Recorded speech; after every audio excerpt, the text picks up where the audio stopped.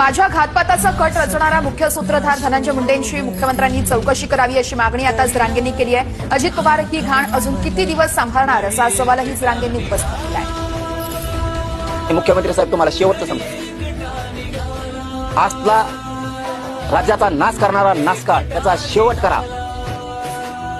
याला चौकशीला घेऊन याची सगळी चौकशी करा, कारण ह्यो फोनवर बोललेला आहे। प्रत्यक्ष आरोपी सोबत याच्या बैठका झालेल्या आहेत, प्रत्यक्ष बैठका झालेल्या आहेत।